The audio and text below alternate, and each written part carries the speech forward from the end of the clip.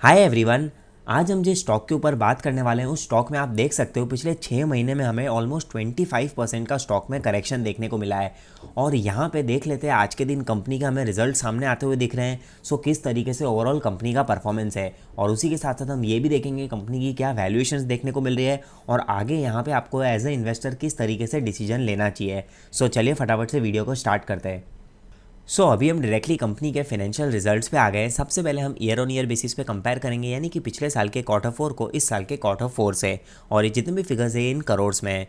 सबसे पहले अगर हम कंपनी की रेवेन्यू फ्रॉम ऑपरेशंस देखें, यानी कि जो कोर बिजनेस इनकम होती है, उसमें हमें गिरावट देखने को मिल रही है। 747 करोड़ से डिक्रीज़ होकर 698 करोड़ हो गई है। और जो टोटल इनकम है वो 754 करोड़ से डिक्रीज़ होकर 704 करोड़ हो गई है। यानी कि हम बोल सकते हैं ऑलमोस्ट 5 to 6% के आसपास हमें इनकम में गिरावट देखने को मिल रही है। उसके बाद अगर हम कंपनी के एक्सपेंसेस देखें तो एक्सपेंसेस यहाँ पे हमें सेम देखने को मिल रहे हैं। ऑलमोस्ट 617 करोड़ के आसपास पिछले साल के क्वार्टर में थे और अभी अराउंड 620 करोड़ के आसपास है। यहाँ पे अगर आप एक चीज़ समझने की कोशिश करो तो कंपनी की रेवेन्यू अच्छा खासा गिरता हुआ दिख रहा है, बट खर्चे सेम है। क्लियरली उसकी वजह से हम बोल सकते हैं कंपनी की प्रॉफिटेबिलिटी में हमें अच्छा खासा इंपैक्ट देखने को मिलेगा। यहाँ पे अगर हम प्रॉफिट बिफोर टैक्स देखें तो 137 करोड़ से डिक्रीज़ होके 84 करोड़ हो गया है। और फाइनली अगर हम प्रॉफिट आफ्टर टैक्स देखें तो 102 करोड़ से डिक्रीज़ होके 63 करोड़ हो गया। यानी कि हम बोल सकते हैं 40% से हमें प्रॉफिट में गिरावट देखने को मिल रही है। यहाँ पे क्लियरली हम बोल सकते हैं कि ईयर ऑन ईयर बेसिस पे कंपनी का बिल्कुल भी अच्छा परफॉर्मेंस देखने को नहीं मिल रहा है। उसके बाद यहाँ पे अगर हम क्वार्टर ऑन क्वार्टर बेसिस पे कंपनी का परफॉर्मेंस देखें तो यहाँ पे भी हमें रेवेन्यू फ्रॉम ऑपरेशंस में गिरावट देखने को मिल रही है। 743 करोड़ से डिक्रीज़ होकर 698 करोड़ हो गया है। और जो कंपनी के खर्चे हैं उसमें यहाँ पे हमें इंप्रूवमेंट देखने को मिल रहा है। 655 करोड़ से खर्चे डिक्रीज़ होकर 619 करोड़ हो गए हैं। यानी कि हम बोल सकते हैं ऑलमोस्ट 35 करोड़ से हमें खर्चे कम होते हुए दिख रहे हैं, जिसका इंपैक्ट हमें कंपनी की प्रॉफिटेबिलिटी पे देखने को मिलेगा।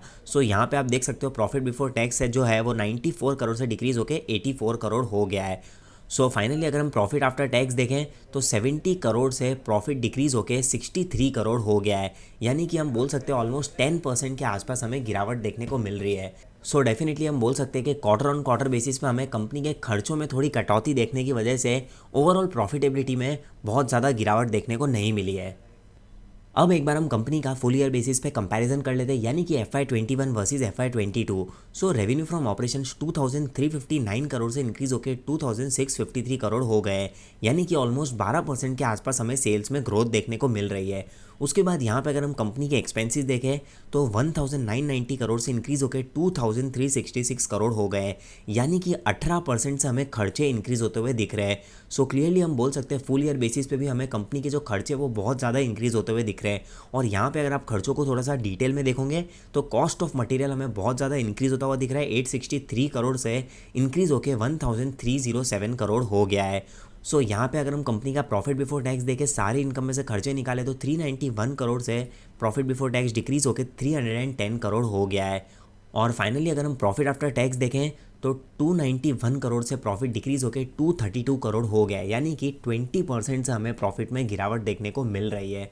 क्लियरली हम बोल सकते हैं कि यहाँ पे अगर हम फुल ईयर बेसिस पे भी कंपनी के परफॉर्मेंस की बात करें तो रेवेन्यू में तो हमें ठीक ठाक ग्रोथ देखने को मिल रही है 10-12% के आसपास, लेकिन जो कॉस्ट ऑफ मटेरियल है वो बहुत ज़्यादा इंक्रीज़ होने की वजह से अल्टीमेटली कंपनी के जो मार्जिन है वो डिक्रीज़ होते हुए दिख रहे हैं, और जिसका इम्पैक्ट हमें फाइनल कंपनी के प्रॉफिट में देखने को मिल रहा है।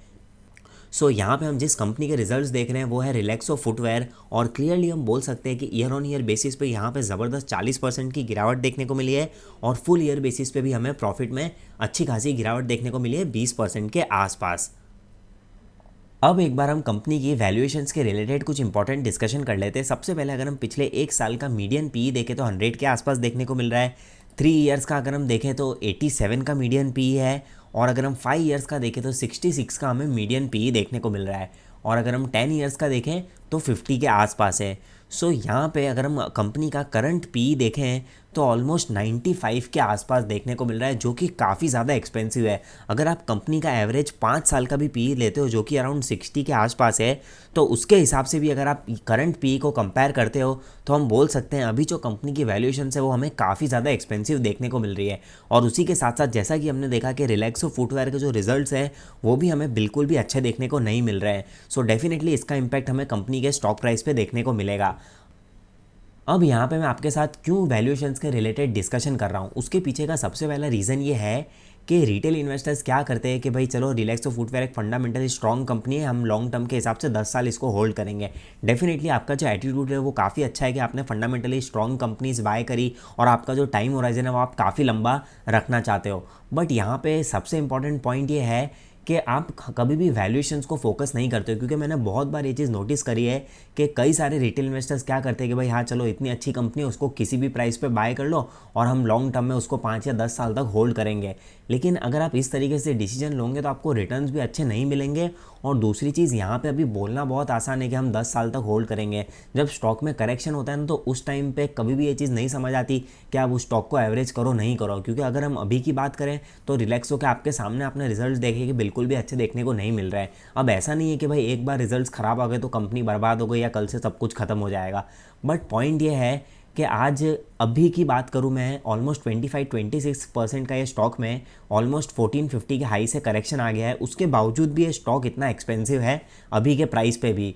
सो पॉइंट ये है कि अगर आप 1400-1500 पे सिर्फ यही सोच के बाय कर लेते हो कि हाँ मैं 5 साल 10 साल होल्ड करूँगा, तो वहाँ पे आपका पैसा भी बहुत ज़्यादा नहीं बनेगा। और दूसरी चीज़ ये है कि आप कितना एवरेज करोगे एक स्टॉक में। अगर आज आपने मान लो एक 1500 में ये स्टॉक को ख़रीदा है और आप ये सोचते हो कि मैं 1000 पे भी एवरेज कर लूँगा, तो आप इतना कैपिटल कहाँ से लाओगे। और दूसरी चीज़ एक स्टॉक में आप अगर बहुत ज़्यादा एलोकेशन करोगे तो अपने आप में आपका जो रिस्क है वो बहुत ज़्यादा इंक्रीज़ हो जाएगा। सो ओवरऑल यहाँ पे मेरा पॉइंट ये है कि अगर आप कोई फंडामेंटली स्ट्रॉन्ग कंपनी उठाते हो जिसका ब्रांड वैल्यू बहुत स्ट्रॉन्ग है, उसी के साथ साथ जिसके पास प्राइसिंग पावर है, डेट फ्री कंपनी है, जिसने पास्ट परफॉर्मेंस में काफ़ी अच्छा प्रूव किया है, तो ऐसा नहीं है कि उस कंपनी को जाके ब्लाइंडली किसी भी वैल्यूएशंस पे आप बाय कर लो। एटलीस्ट आपको वैल्यूएशंस देखनी चाहिए और जैसे ही आपको लगता है कि हाँ यहाँ पे रीजनेबल वैल्यूएशंस हैं तो उस टाइम पे आपको उस स्टॉक को धीरे धीरे एक्यूमुलेशन करना स्टार्ट करना चाहिए। क्योंकि मैं बहुत बार ये चीज़ नोटिस करता हूँ कि रिटेल इन्वेस्टर्स हमेशा कोई भी प्राइस पे बाय करते हैं और फिर ये बोलते हैं कि हम तो 5 साल 10 साल होल्ड करेंगे। सो ऐसी गलती आपको नहीं करनी। डेफिनेटली आपका टाइम होराइजन तो लंबा होना चाहिए, ये सबसे पहली प्रायोरिटी अगर आप स्टॉक मार्केट में इन्वेस्ट करते हो तो।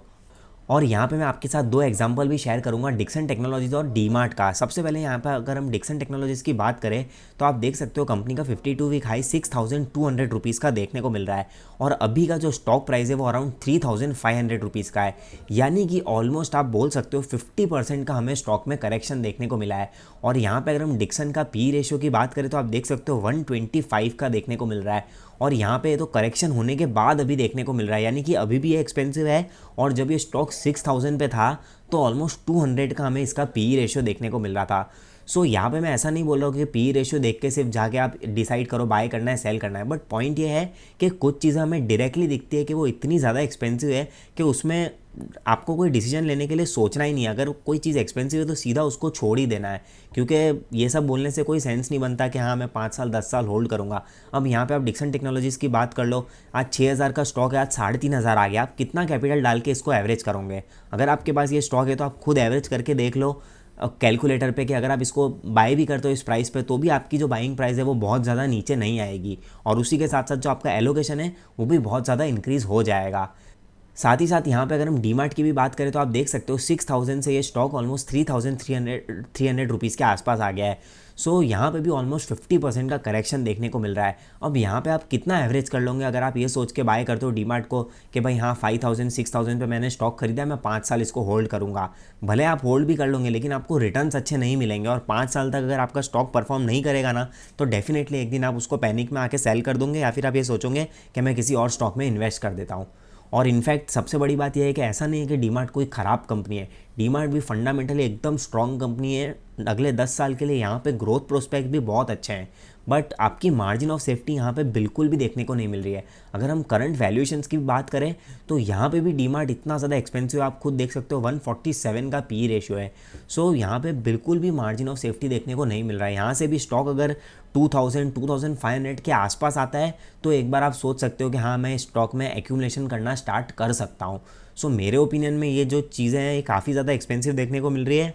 तो ओवरऑल एक ही चीज़ बोलूँगा कि जितना हो सके सेफ होकर इन्वेस्ट करो और लॉन्ग टर्म का होराइजन रखो और उसी के साथ साथ रीजनेबल वैल्यूएशंस पे स्टॉक को बाय करो ताकि आप उसको एवरेज भी कर सकते हो। अगर आप एकदम ब्लाइंड वैल्यूएशंस पे बाय करोगे तो आपको एवरेज करने के लिए भी 10 बार सोचना पड़ेगा, भले वो कंपनी कितनी भी फंडामेंटली स्ट्रांग हो।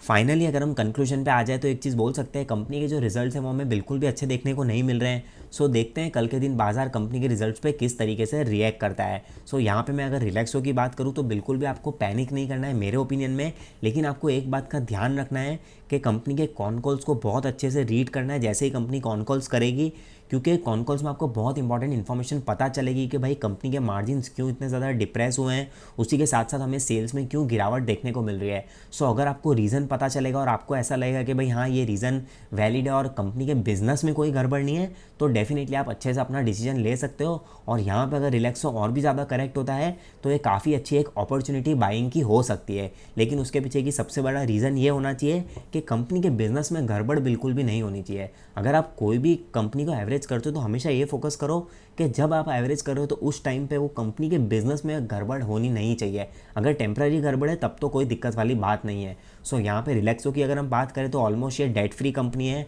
प्रमोटर्स की होल्डिंग भी 70% के आसपास है और काफ़ी स्ट्रॉन्ग कंपनी है, ऐसा सच तो कोई भी दिक्कत देखने को नहीं मिल रहा है। सो देखते हैं आने वाले टाइम में कंपनी किस तरीके से परफॉर्म करती है, और जैसे ही कॉन कॉल्स आ जाएंगे तो मैं उसके रिलेटेड भी एक वीडियो बना के आपको अच्छे से अपडेट कर दूंगा। सो उम्मीद करता हूँ आपको वीडियो की इन्फॉर्मेशन पसंद आई होगी। सो वीडियो को लाइक ज़रूर करना, आपके लाइक और कमेंट करने से हमारा मोटिवेशन इंक्रीज़ होता है और यूट्यूब ये वीडियोज़ को और भी लोगों तक रिकमेंड करता है। सो चैनल को सब्सक्राइब करना मत भूलना, अपने दोस्तों के साथ भी इस वीडियो को शेयर करना ताकि उन्हें भी ऐसी इन्फॉर्मेटिव वीडियोज़ मिलती रहे। सो तब तक के लिए थैंक यू सो मच, मिलते हैं नेक्स्ट वीडियो में।